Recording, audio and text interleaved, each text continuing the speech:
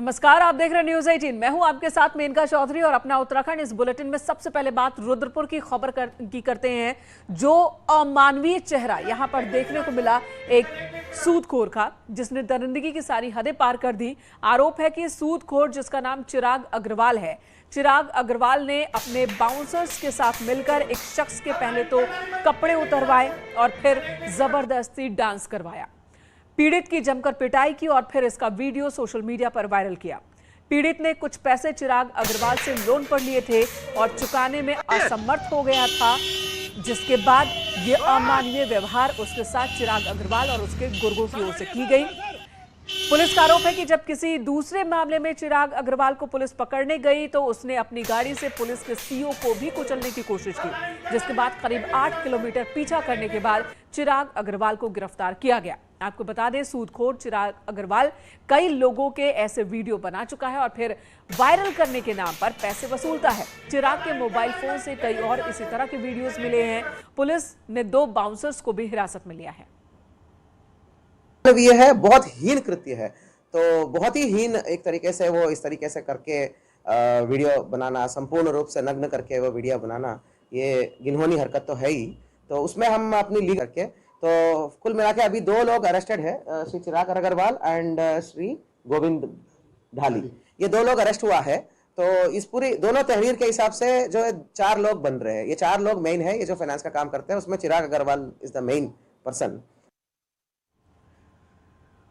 देहरादून में लापता युवक की हत्या के मामले में पुलिस ने बड़ा खुलासा किया है। मृतक युवक नरेंद्र उर्फ बंटी की पूर्व प्रेमिका ने ही अपने प्रेमी के साथ मिलकर बंटी की हत्या करवाई और हत्या के बाद शव को जंगल में दफना दिया। पुलिस ने लड़की की निशानदेही पर शव बरामद कर लिया है। पुलिस के मुताबिक 16 मार्च से मृतक लापता था और इसी जांच के दौरान पुलिस मृतक की पूर्व प्रेमिका तक पहुंची, जिसने बताया कि उसका नरेंद्र के साथ ब्रेकअप हो गया था, लेकिन नरेंद्र उसका पीछा नहीं छोड़ रहा था और इसी वजह से 16 मार्च को युवती ने अपने नए प्रेमी आकाश के साथ मिलकर नरेंद्र की हत्या करवा दी। जो ये आकाश नाम का लड़का है, इसके बारे में हमें कोई इंक्वायरी नहीं है, कुछ नहीं पता है, हम इसको नहीं जानते हैं। इसको मेरे भाई को फोन पर बुलाया गया मैसेंजर पे कॉल करके, इसलिए क्योंकि नंबर अगर कॉल डिटेल आ जाएगी तो सब पता लग जाएगा, है ना सर। क्योंकि आप मैसेंजर पे अगर किसी को कॉल करेंगे वो तो साइबर सेल या कुछ उच्च तकनीकी मामले से ही निकल पाएगा। और इधर रामनगर में स्टोन क्रशर से जुड़े शख्स चरणजीत पर महिला ने रेप का आरोप लगाया। महिला का आरोप है कि सुबह 9 बजे चरणजीत ने उसे अपने घर पर काम के लिए बुलाया और काम के बाद वापस जब वो जा रही थी तो उसके साथ जबरदस्ती की गई। अब मामला हाई प्रोफाइल होने की वजह से पुलिस भी जांच के बाद आगे बढ़ने की बात कह रही है। उधर किच्छा पुलिस और प्रशासन की टीम ने प्रयाग फार्म क्षेत्र में चोरी छिपे बिना लाइसेंस के अफीम की खेती कर रहे एक व्यक्ति को गिरफ्तार किया।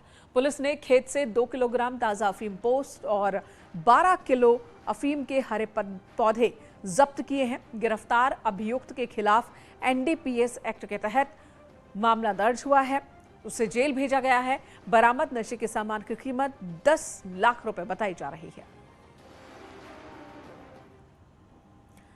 और गर्मी के बढ़ने के साथ ही पहाड़ों की एक सबसे बड़ी परेशानी वो बढ़ती जा रही है। जंगल में आग लगातार धधकती जा रही है। वन विभाग बेखबर है। दिन के वक्त नैनीताल के मनोरा के पास जंगल में भीषण आग लग गई, लेकिन वन विभाग के अधिकारियों को सूचना देने के बाद भी यहां ना तो कोई कर्मचारी पहुंचा, ना अधिकारी हरकत में आए। जंगल में लगी आग अब बढ़ती ही जा रही है। अब तक लाखों की वन संपदा स्वाहा हो चुकी है और वन विभाग के फायर सीजन के दावे अभी से ही फेल दिखने लगे हैं।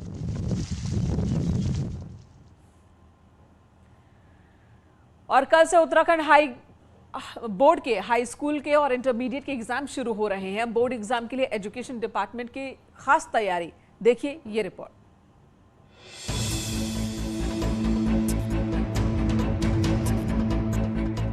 उत्तराखंड विद्यालयी शिक्षा परिषद की 10वीं और 12वीं के बोर्ड एग्जाम सोमवार से शुरू होने जा रहे हैं। 28 मार्च से 18 अप्रैल के बीच होने वाले एग्जाम के लिए बोर्ड ने अपनी तैयारियां पूरी कर ली हैं। इस बार 10वीं में जहां 1,29,785 छात्रों ने रजिस्ट्रेशन कराया है, इसमें 1,27,414 रेगुलर स्टूडेंट्स हैं, जबकि प्राइवेट स्टूडेंट्स की संख्या 2,371 है। वहीं 12वीं की बोर्ड परीक्षा के लिए कुल 1,13,170 छात्रों ने रजिस्ट्रेशन कराया है। इसमें 1,10,204 स्टूडेंट्स रेगुलर और 2,966 प्राइवेट स्टूडेंट्स हैं।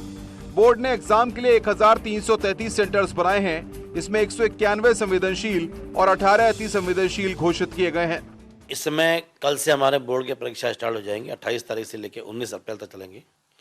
इसमें पूरे प्रदेश की बात रहे तो 1333 सेंटर्स में करीब 2,42,000 बच्चे उसमें एग्जाम देंगे, हाई स्कूल इंटर के। मैं बात करूं देहरादून जनपद की तो देहरादून जनपद में 26,000 बच्चे एग्जाम देंगे और 122 हमारे सेंटर बने हुए हैं। 2 शिफ्ट में 10वीं और 12वीं के एग्जाम होंगे। स्टूडेंट्स को 15 मिनट पहले पेपर दिया जाएगा। सुबह 8 बजे से पहली पाली में होंगे एग्जाम। 191 संवेदनशील और 18 अति संवेदनशील सेंटर्स। वैसे इस बार उत्तराखंड में 10 से ज्यादा जिलों में कहीं डीईओ तो कहीं बीईओ का ही टोटा है। ऐसे में इन परीक्षाओं को नकलविहीन कराना एक बड़ा चैलेंज होने जा रहा है। न्यूज़ 18 के लिए देहरादून से भारती सकलानी उनियाल की रिपोर्ट। उधर उत्तराखंड में शपथ ग्रहण के बाद अब तक मंत्रियों के पोर्टफोलियोज को लेकर सस्पेंस बरकरार है। चर्चा है कि विधानसभा सेशन से पहले मंत्रियों को पोर्टफोलियो बांटे जा सकते हैं। मौजूदा कैबिनेट में 5 पुराने मंत्री हैं तो 3 विधायक सौरभ बहुगुणा, चंदन रामदास और प्रेमचंद अग्रवाल पहली बार मंत्री बनाए गए हैं। हालांकि कोई भी मंत्री पोर्टफोलियो को लेकर खुलकर कुछ भी नहीं कह रहा, लेकिन इच्छा सबकी मनपसंद डिपार्टमेंट पाने की है। चर्चा है कि सौरभ बहुगुणा हायर एजुकेशन जैसा डिपार्टमेंट चाहते हैं तो वहीं चंदन रामदास समाज कल्याण, सुबोध उनियाल टूरिज्म और पावर डिपार्टमेंट चाहते हैं। माना यह भी जा रहा है कि पुराने मंत्रियों को उनके विभाग रिपीट करने के साथ ही कुछ नए विभाग दिए जा सकते हैं। और मुझे लगता है कि विधानसभा सत्र शुरू होने से पहले ये इंतजार भी खत्म होगा। जल्दी ही इसमें भी सकारात्मक कार्रवाई होगी। मुझे माननीय मुख्यमंत्री जी जो भी विभाग देंगे, सभी विभाग में जनता की सेवा करने का वादा होना चाहिए। और मैं कह रहा हूँ कि सब विभाग अच्छे हैं। जो भी जिम्मेदारी मुझे मिलेगी उसको ईमानदारी निष्ठा से निभाऊंगा। ये मुख्यमंत्री का विशेष अधिकार है, जब चाहे बांटे। सर आपकी कोई चॉइस है, कोई चॉइस आपने हो क्या? देखिए, जो क्षमता अनुसार जो विभाग मिलेगा उसको चलाऊंगा। और विधानसभा चुनाव के पूरे होने के साथ ही बीजेपी 2024 के मिशन पर लग गई है। लोकसभा चुनाव की तैयारियों में जुट गई है। फोकस उन 23 विधानसभा सीटों पर है जिन्हें बीजेपी विधानसभा चुनाव में हार गई और इसी को लेकर एक बैठक बुलाई गई है।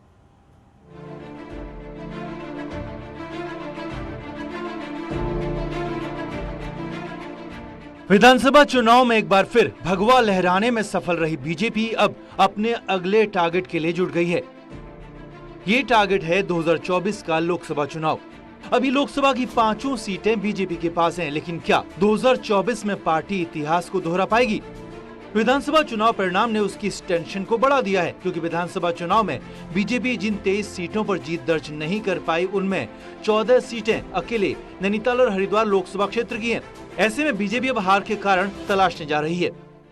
आगे 2024 में हमारे आम चुनाव होने जा रहे हैं। उसके लिए किसी प्रकार से किसी भी प्रकार की कमी न रह जाए, उसके लिए हम तैयारी करने जा रहे हैं। और भारतीय जनता पार्टी किसी भी कमी को दूर, सभी प्रकार की कमी को दूर करने के लिए अपनी इस तरह से तैयारी कर रही है। बीजेपी ने अपने 12 पदाधिकारियों को इन सीटों पर हार की समीक्षा के लिए भेजा है, जो संबंधित विधानसभा के प्रभारी, सह प्रभारी, संयोजक, चुनाव प्रबंधन समिति, मंडल अध्यक्ष, महामंत्री, शक्ति केंद्र संयोजक और शक्ति केंद्र प्रभारी से बात करके हार के कारणों की रिपोर्ट तैयार करेंगे। तो जिन विधानसभा में कुछ वोटों के कारण से रह गए, उसके कारण क्या रहे, उनको ढूंढने के लिए हमको कहा है पार्टी ने। मेरे पास भी 2 विधानसभा में से ऐसे कई पदाधिकारियों को लगाया गया है। समीक्षा का फोकस हरिद्वार और उधम सिंह नगर जिले। यूएस नगर में बीजेपी को 9 में से सिर्फ 4 सीटें हाथ लगी, तो सबसे लचर हाल हरिद्वार में रहा, जहां 11 में से बीजेपी सिर्फ 3 ही सीटें जीत पाई। देहरादून से न्यूज़ 18 के लिए सुनील नवप्रभात की रिपोर्ट। पीएम मोदी के सितंबर महीने तक गरीबों को फ्री राशन दिए जाने के ऐलान पर सीएम धामी ने खुशी जताई है। उन्होंने कहा कि पीएम के इस फैसले से गरीबों को बड़ी मदद मिलेगी। इस फैसले से उत्तराखंड के लोगों को भी लाभ मिलेगा। आपको बता दें, कल केंद्रीय कैबिनेट ने बड़ा फैसला लेते हुए मुफ्त राशन योजना को अगले 6 महीने के लिए बढ़ाने का फैसला लिया, जिसके तहत गरीबों को अब सितंबर तक फ्री राशन मिलता रहेगा। इसके अंदर इतनी बड़ी कोरोना महामारी चली, विश्वव्यापी महामारी चली। इस महामारी में माननीय प्रधानमंत्री जी ने तय किया था, संकल्प लिया था कि देश के एक व्यक्ति को भी बिना अनाज के नहीं रहना पड़ेगा, भूखे पेट नहीं सोना पड़ेगा। और उन्होंने ये योजना लगातार चलाई जिसमें देश के 80 करोड़ लोगों को लगातार इसका लाभ मिलता रहा। उत्तराखंड के अंदर भी 60 लाख लोगों को लगातार इसका लाभ मिला है। अब उन्होंने 6 माह के लिए इसको विस्तार दिया है, सितंबर माह तक इसको। इधर राष्ट्रपति रामनाथ कोविंद आज थे हरिद्वार के दौरे पर और यहां पर पहुंचे राष्ट्रपति ने दिव्य प्रेम सेवा मिशन के रजत जयंती समारोह में शिरकत की। कुष्ठ रोगियों की सेवा और इलाज का काम करने वाली संस्था दिव्य प्रेम सेवा मिशन के संस्थापक सदस्य रहे हैं राष्ट्रपति कोविंद।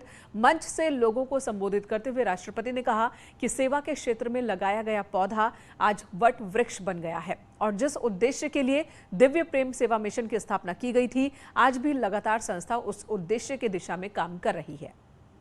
हम सब जानते हैं कि स्वतंत्रता के पश्चात हमारे संविधान द्वारा अस्पृश्यता का अंत किया गया और उसे दंडनीय भी बनाया गया। किसी भी रूप में अस्पृश्यता एक अमानवीय आचरण है एवं धर्म पर आधारित अस्पृश्यता का अंत तो कर दिया गया, परंतु दुर्भाग्य से सदियों से चली आ रही कुष्ठ रोग से प्रभावित लोगों के प्रति मानसिक अस्पृश्यता आज भी पूरी तरह समाप्त नहीं हुई। चारधाम यात्रा की शुरुआत की तारीख तय हो चुकी है, ऐलान हो चुका है और साथ ही हेमकुंड साहिब की यात्रा शुरू करने की भी तैयारियां की जा रही है। आज आर्मी की एक टीम रूट का जायजा लेने पहुंची, जिसके बाद आर्मी की टीम ने बताया कि अभी रूट पर बर्फ काफी ज्यादा है। बर्फ हटाने के लिए रास्ता बेहतर बनाने के लिए ज्यादा जवानों की और ज्यादा समय की जरूरत होगी। सेना के मुताबिक अप्रैल की शुरुआत में ही बर्फ हटाकर रास्ता बनाने का काम शुरू हो जाएगा, जिसके लिए घांघरिया में सेना के जवानों के ठहरने का इंतजाम किया जाएगा और फिर उसके बाद ही हेमकुंड साहिब के कपाट खोलने की तारीख ऐलान की जाएगी। कोविड पाबंदी हटने के बाद से ही फिल्म शूटिंग के लिए उत्तराखंड बॉलीवुड की पहली पसंद बनता जा रहा है। इसका अंदाजा आप इसी बात से लगा सकते हैं कि पिछले 3 महीने में ही 50 से ज्यादा प्रोजेक्ट्स उत्तराखंड में शुरू हुए हैं। उत्तराखंड को लेकर बहुत उत्साह है। मैं बहुत सारे फिल्मकारों के संपर्क में हूं जो यहां आना चाहते हैं, अपनी फिल्में शूट करना चाहते हैं। उत्तराखंड में नेचुरल ब्यूटी तो है ही, लोकेशंस बहुत सुंदर सुंदर हैं, साथ में ही सरकार काफी हेल्पफुल है। यहाँ पे हमको सिंगल विंडो क्लियरिंग सिस्टम है फिल्म परमिशंस के लिए, फिल्म शूट्स के लिए। उत्तराखंड फिल्म विकास परिषद में जॉइंट डायरेक्टरेट बताते हैं कि प्रदेश में OTT प्लेटफॉर्म के लिए भी अच्छे प्रोजेक्ट आ रहे हैं। पिक्चर फिल्म्स है उसको जो 75% उत्तराखंड में शूट होती है उसको हमारे यहाँ सब्सिडी देने का भी प्रोविजन है। तो बहुत सारे ऐसे रीजन है वर्तमान समय में जो बॉलीवुड वाले यहाँ पे फिल्म शूट के लिए आ रहे हैं।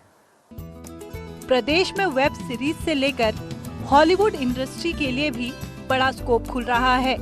ऐसे में फिल्म इंडस्ट्री का प्रदेश के प्रति रुझान एक तरफ जहां रोजगार दे रहा है, वहीं पर्यटन के लिए भी अच्छा संदेश है। न्यूज़ 18 के लिए ऋषिकेश से आशीष। उधर उत्तरकाशी के यमुना घाटी के प्रसिद्ध बुग्याली क्षेत्र गुलाबी कांठा इन दिनों पर्यटकों से गुलजार है। सैलानी यहां पहुंच रहे हैं, स्कीइंग का आनंद ले रहे हैं।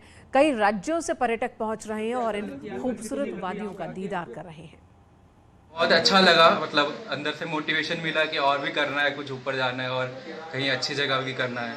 और इससे भी ऊपर मतलब पीक्स जो है वहाँ से जो नज़ारे आते हैं वो और हमें मोटिवेशन देते हैं आगे करने का। बहुत अच्छा लगा, हम लोगों ने जैसा सोचा था बिल्कुल वैसा ही था, बहुत सुंदर था जैसा पिक्चर्स में देखा था। तो विंटर्स में बहुत सुंदर लगता है। यहाँ रुकेंगे एक छोटे से ब्रेक के लिए, तुरंत लौटेंगे, आप बने रहे हमारे साथ।